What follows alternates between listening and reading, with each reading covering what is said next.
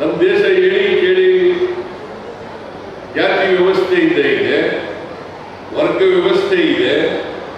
ಈ ವರ್ಗ ಮತ್ತೆ ಜಾತಿ ಇರೋದ್ರಿಂದ ನಾವೆಲ್ಲರೂ ಕೂಡ ಸಮಾನತೆಯ ಸಮಾಜವನ್ನು ನಿರ್ಮಾಣ ಮಾಡಬೇಕು ಅಂತಕ್ಕಂಥದ್ದು ಸಂವಿಧಾನದ ಉದ್ದೇಶ. ಜಾತಿ ಹೋಗ್ಬೇಕು, ವರ್ಗ ಹೋಗ್ಬೇಕು, ಎರಡು ಹೋಗಿ ಸಮಾನತೆಯ ಸಮಾಜ ನಿರ್ಮಾಣ ಆಗಬೇಕು. ಈ ದಿಸೆಯಲ್ಲಿ ನಾವು ಎಲ್ಲರೂ ಕೂಡ ಪ್ರಯತ್ನವನ್ನು ಮಾಡಬೇಕು. ಈಗ ಸರ್ಕಾರ ಅನೇಕ ಕಾರ್ಯಕ್ರಮಗಳನ್ನು ಹಮ್ಮಿಕೊಂಡು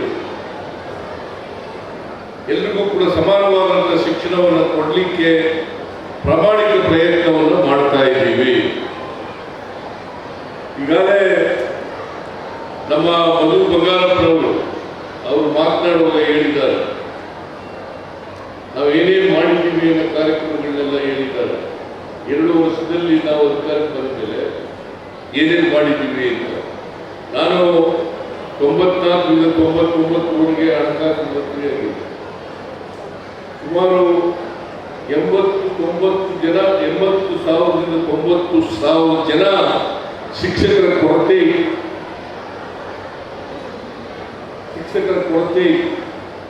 ನಾನು ಗೋವಿಂದೇಗೌಡರು ಆ ಕಾಲದಲ್ಲಿ ಪ್ರಾಥಮಿಕ ಶಿಕ್ಷಣ ಸಚಿವರಾಗಿದ್ದೆ.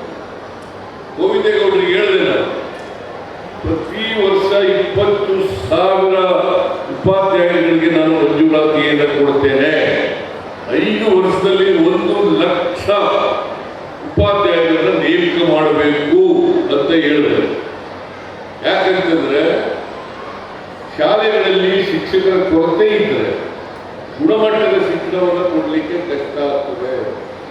ಆಗ 5 ವರ್ಷದಲ್ಲಿ 94ರಿಂದ 99ವರೆಗೆ ನಾನು ಹಣಕಾಸಿನ ಮಂತ್ರಿಯಾಗಿರುವಾಗ 1,00,000 ಉಪಾಧ್ಯಾಯರನ್ನು ನೇಮಕ ಮಾಡಬೇಕು.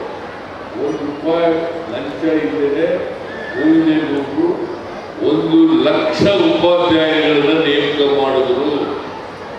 ಅರ್ಥ ಯಾಕೆ ಹೇಳ್ತಾ ಇದ್ದೀವಿ ಅಂತಂದ್ರೆ, ನಾನು ಯಾವಾಗ ಹಣಕಾಸಿನ ಮಂತ್ರಿ ಆಗಿದ್ದೀನಿ ಆ ಎಲ್ಲ ಕಾಲದಲ್ಲೂ ಕೂಡ ಶಿಕ್ಷಣಕ್ಕೆ ಒತ್ತು ಕೊಡ್ತಕ್ಕಂಥ ಕೆಲಸವನ್ನು ಮಾಡಿದ್ದೇನೆ. ಈಗ 13ರಿಂದ 18ವರೆಗೆ ನಾವು ಮುಖ್ಯಮಂತ್ರಿ ಆಗಿರುವಾಗ, ಆಮೇಲೆ ಈಗ 2023ರಿಂದ 25ವರೆಗೆ ಇಲ್ಲಿವರೆಗೆ ಶಿಕ್ಷಣ ಕ್ಷೇತ್ರಕ್ಕೆ ಎಲ್ಲ ರೀತಿಯ ಸಹಕಾರವನ್ನು ಪ್ರಯತ್ನವನ್ನು ಮಾಡ್ತಾ ಇದ್ದೇನೆ. ಇದನ್ನು ನಾವು ಅರ್ಥ ಮಾಡ್ಕೋಬೇಕಾಗ್ತದೆ. ಈಗ ಸ್ವಾತಂತ್ರ್ಯ ಪೂರ್ವದಲ್ಲಿ ಯಾಕಂದ್ರೆ ಎಲ್ಲೋ ಸಂವಿಧಾನ 12ರಿಂದ 13% ಶಿಕ್ಷಣ ಇದೆ. ಇವತ್ತು 80ಕ್ಕಿಂತ ಹೆಚ್ಚು ಶೇಕಡ ಉದ್ಯೋಗಸ್ಥರಾಗಿದ್ದಾರೆ. 12% ಇದ್ದು ಇವತ್ತು 81-82% ಆಗಿದೆ. ಇದನ್ನು ನಾವು ಅರ್ಥ ಮಾಡ್ಕೋಬೇಕಾಗ್ತದೆ. ಇನ್ನೂ ಎಲ್ಲರಿಗೂ ಶಿಕ್ಷಣವನ್ನು ಕೊಡ್ಲಿಕ್ಕಾಗಲಿಲ್ಲ. ಸಂವಿಧಾನ ಬಂದು 1950 ಜನವರಿ 26ನೇ ತಾರೀಕು 75 ವರ್ಷಗಳಾಯಿತು. 75 ವರ್ಷಗಳಾದರೂ ಕೂಡ ಈ ದೇಶದ 140 ಕೋಟಿ ಜನರನ್ನು ಕೂಡ ವಿದ್ಯಾವಂತರನ್ನಾಗಿ ಮಾಡಲಿಕ್ಕಾಗಿಲ್ಲ. ಇದನ್ನು ನಾವು ಅರ್ಥ ಮಾಡ್ಕೋಬೇಕಾಗ್ತದೆ. ಅದರಿಂದ 100ಕ್ಕೆ 100 ವಿದ್ಯಾವಂತರಾಗಬಾರದು.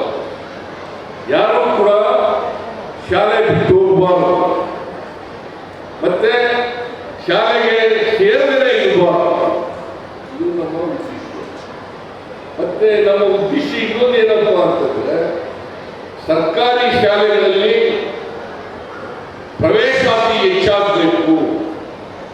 ಆ ಪ್ರವೇಶಾತಿ ಹೆಚ್ಚಾಗಬೇಕಾದ್ರೆ ನಾವು ಎಲ್ಲ ರೀತಿಯಲ್ಲಿ ಈಗ ಖಾಸಗಿ ಶಾಲೆಗಳಲ್ಲಿ ಯಾವ ಥರ ಗುಣಮಟ್ಟದ ಶಿಕ್ಷಣವನ್ನು ಕೊಡಲಿಕ್ಕೆ ಪ್ರಯತ್ನ ಮಾಡ್ತಾ ಇದ್ದಾರೆ, ಅದೇ ರೀತಿ ನಮ್ಮ ಸರ್ಕಾರಿ ಶಾಲೆಗಳಲ್ಲೂ ಕೂಡ ಪ್ರಾಮಾಣಿಕ ಗುಣಮಟ್ಟದ ಶಿಕ್ಷಣವನ್ನು ಕೊಡಲಿಕ್ಕೆ ಪ್ರಯತ್ನವನ್ನು ಮಾಡ್ತೇವೆ.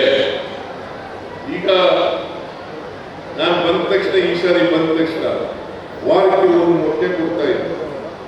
ನಾನು 2 ಮೊಟ್ಟೆ ಕೊಡ್ಲಿಕ್ಕೆ ಶುರು ಮಾಡಿದೆ. Ajeeb G Prem G foundation 5 ದಿನ 4 ದಿನ ನಾವು 2 ದಿನ ಅವರು 4 ದಿನ ಒಟ್ಟು 6 ದಿನ ಮೊಟ್ಟೆಯನ್ನು ಕೊಡ್ಲಿಕ್ಕೆ ಪ್ರಾರಂಭ ಮಾಡಿದ್ದೀವಿ. ಮೊಟ್ಟೆ ಬದಲಿಗೆ ಬಾಳೆಹಣ್ಣು ಚಿಕ್ಕಿ ಕೊಡ್ತಕ್ಕಂಥ ಯಾಕೆ ಮಾಡ್ತಾ ಇದ್ದೀವಿ ಅಂತಂದ್ರೆ ನಾವು ಮಕ್ಕಳು ಪೌಷ್ಟಿಕವಾಗಿದ್ರೆ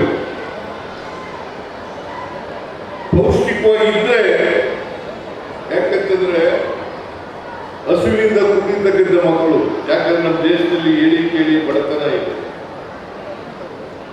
ಶ್ರೀಮಂತರಿದ್ದಾರೆ, ಬಡವರಿದ್ದಾರೆ. ಅದಕ್ಕೆ ನಾನು ಏನ್ ಮಾಡಿದೆ, ಹಿಂದೆ ಮುಖ್ಯಮಂತ್ರಿ ಆಗಿರುವಾಗ ಪ್ರತಿ ದಿನ 6 ಕೊಡಲಿಕ್ಕೆ ಪ್ರಾರಂಭ ಮಾಡಿದೆ. ಪ್ರತಿ ದಿನ 6 ಕೊಡಲಿಕ್ಕೆ. ಆಮೇಲೆ ಈಗ ಮೊಟ್ಟೆ ಕೊಡಲಿಕ್ಕೆ ಪ್ರಾರಂಭ ಮಾಡಿದ್ದೀವಿ. ಅಷ್ಟೇ ಅಲ್ಲ,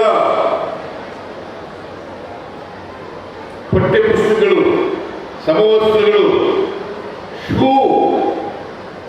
ಶೂ ಮತ್ತು ಸಾಕ್ಸ್ ಅದನ್ನು ಕೂಡ ಮಧುಗಿರಿನಲ್ಲಿ ಒಂದ್ಸಾರಿ ಈಗ ಮಂತ್ರಿಯಾಗಿರ್ತಕ್ಕಂಥ ಸಹಕಾರ ಮಂತ್ರಿಯಾಗಿರ್ತಕ್ಕಂಥ ರಾಜಣ್ಣ ಹೇಳಿದ್ರು, ಸರ್ ನಮ್ಮ ಅನೇಕ ಜನ ಮಕ್ಕಳಿಗೆ ಹೊಯ್ಕಾಲಲ್ಲಿ ಹೋಗ್ತಾ ಇದ್ದಾರೆ, ಚಪ್ಲಿನೂ ಇಲ್ಲ, ಶ್ರೀಮಂತರ ಮನೆಯಿಂದ ಬರ್ತಕ್ಕಂಥ ಮಕ್ಕಳು ಶೂ ಹಾಕೊಂಡು ಬರ್ತಾರೆ, ಯೂನಿಫಾರ್ಮ್ ಹಾಕೊಂಡು ಬರ್ತಾರೆ. ಇದಕ್ಕೆ ಈ ತಾರತಮ್ಯ ಇರಬಾರದು, ಮಕ್ಕಳಲ್ಲಿ ತಾರತಮ್ಯ ಭಾವನೆ